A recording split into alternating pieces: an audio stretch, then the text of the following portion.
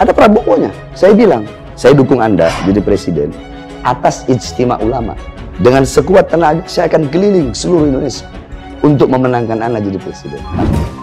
Prabowo itu yang kita angkat, yang kita dukung, kita junjung di atas kepala. Kita kumpulin duit dari rakyat, dari masyarakat berkarung-karung. Sembahyang juga enggak kok, sembahyang juga enggak kok. Saya mau mengatakan, marilah kita belajar dari bangsa-bangsa yang besar. Tapi ingat, ketika nanti Anda jadi presiden, Anda khianati bangsa, khianati rakyat, khianati Indonesia, khianati ulama, khianati Islam, saya orang pertama yang bakal melawan Anda. Lihat apa yang terjadi di Libya, di Irak, di Suriah, di Yaman, di Mali, di Chad, di Nigeria. Maukah kita negara seperti itu? Kalau jadi presiden khianat, saya lawan. Apalagi nggak jadi presiden terus khianat. Seperti beginilah Prabowo. Kenapa kita memilih kerjasama? Saya sudah jelaskan berkali-kali. Kita kerjasama demi cinta kita kepada negara dan bangsa. Prabowo Islamnya tidak jelas. Prabowo Islamnya tidak jelas. Siapapun ente, mau ente anaknya wali, mau ente anaknya ulama, ente mengkhianati Habib Rizik, bakal anak habisi satu-satu.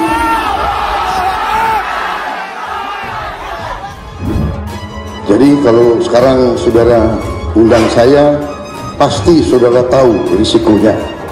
Bahwa Prabowo Subianto akan bicara apa adanya.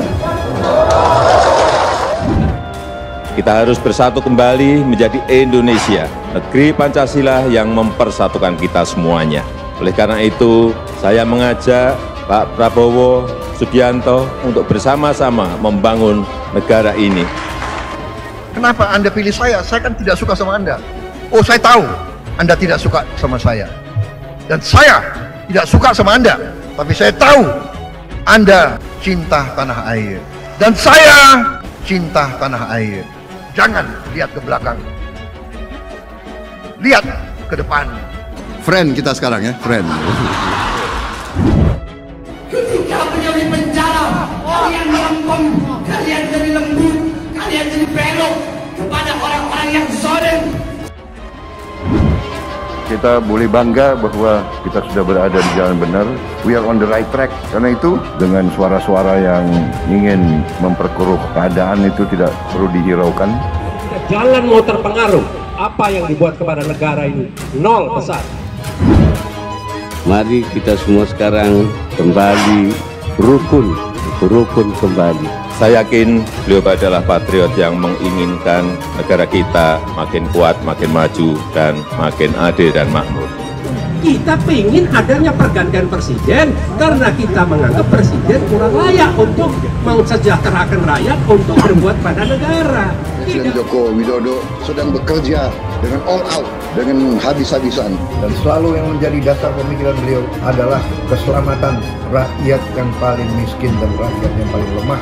Saya pun sebagai Menteri Pertahanan, saya telah menghadap Presiden Republik Indonesia dan saya pernah menawarkan, Bapak Presiden, kalau perlu anggaran pertahanan kita alihkan untuk mendukung pemberantasan COVID-19 ini. Beliau menerima tawaran saya, tapi beliau mengatakan tunggu dulu, kita masih mampu. Tapi demikianlah, yang paling utama kita adalah kepentingan rakyat, keselamatan rakyat, kesejahteraan rakyat. Cari kalian satu persatu, bakal saya habisi kalian. Siapapun kalian mengkhianati Habib Rizik, bakal saya habisi dan bakal saya musnahkan. Ini saya merasa perlu ingatkan, karena kita percaya diri, kita ingin mengabdi untuk kepentingan bangsa, negara, dan rakyat. Kita harus tambah semangat, harus tambah setia kepada rakyat. Kita harus bersatu kembali menjadi Indonesia, negeri Pancasila yang mempersatukan kita semuanya. Oleh karena itu, saya mengajak Pak Prabowo Subianto untuk bersama-sama membangun negara ini. Kita boleh bangga bahwa kita sudah berada di jalan benar. We are on the right track. Karena itu dengan suara-suara yang ingin memperkeruh keadaan itu tidak perlu dihiraukan. Siapapun ente, mau ente anaknya wali,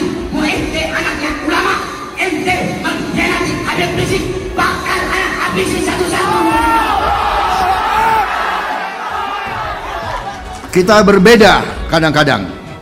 Kita berlawanan, boleh. Tapi kita tidak boleh mengizinkan negara kita pecah.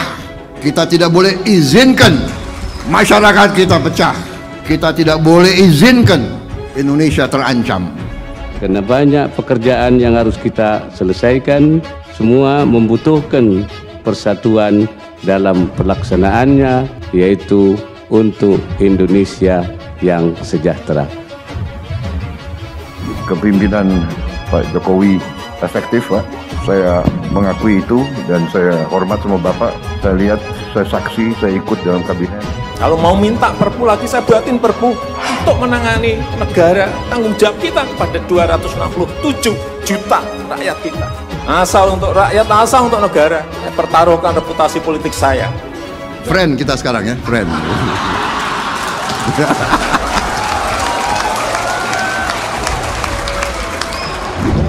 Semua membutuhkan persatuan dalam pelaksanaannya.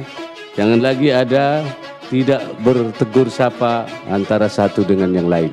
Dan mari kita sambung kembali tali silaturahim sebagai sesama bangsa. Indonesia adalah negara besar. Indonesia tidak bisa dibangun hanya dengan satu orang, dua orang, atau sekelompok orang.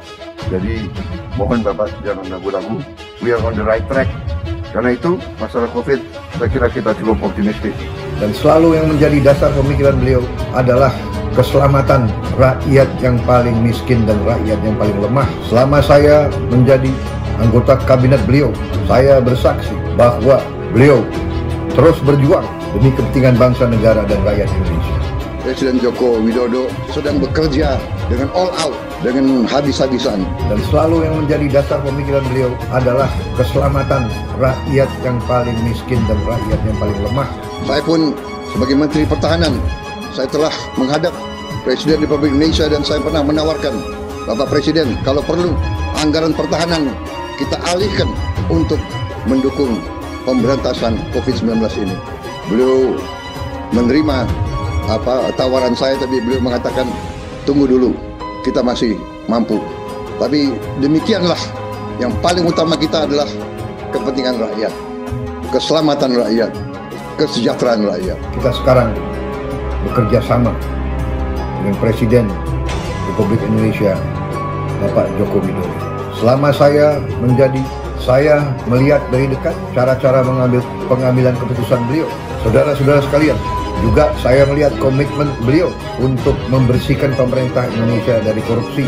Untuk itu, saya mengatakan di sini bahwa saya sebagai pimpinan tertinggi Partai Gerindra berterima kasih kepada seluruh kader yang telah memberi kepercayaan kepada saya, yang telah mendukung saya pada saat saya mengambil keputusan-keputusan yang besar dan yang berat. Dan saya sekarang tetap minta dukungan saudara.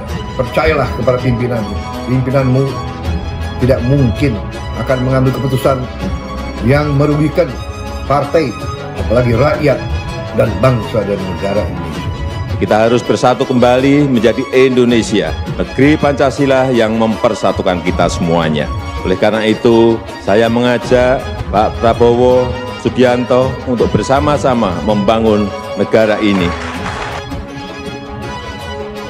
Kita boleh bangga bahwa kita sudah berada di jalan benar. We are on the right track. Karena itu, dengan suara-suara yang ingin memperkeruh keadaan itu tidak perlu dihiraukan. Karena banyak pekerjaan yang harus kita selesaikan, semua membutuhkan persatuan dalam pelaksanaannya, yaitu untuk Indonesia yang sejahtera. Ada Prabowo-nya. Saya bilang, saya dukung Anda jadi presiden atas ijtima ulama. Dengan sekuat tenaga, saya akan keliling seluruh Indonesia untuk memenangkan Anda jadi presiden. Prabowo itu yang kita angkat, yang kita dukung, kita junjung di atas kepala. Kita kumpulin duit dari rakyat, dari masyarakat berkarung-karung. Sembahyang juga enggak kok, sembahyang juga enggak kok.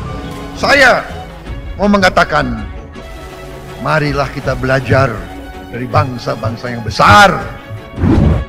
Tapi ingat, ketika nanti Anda jadi presiden, Anda khianati bangsa, khianati rakyat, khianati Indonesia, khianati ulama, khianati Islam, saya orang pertama yang bakal melawan Anda. Lihat apa yang terjadi di Libya.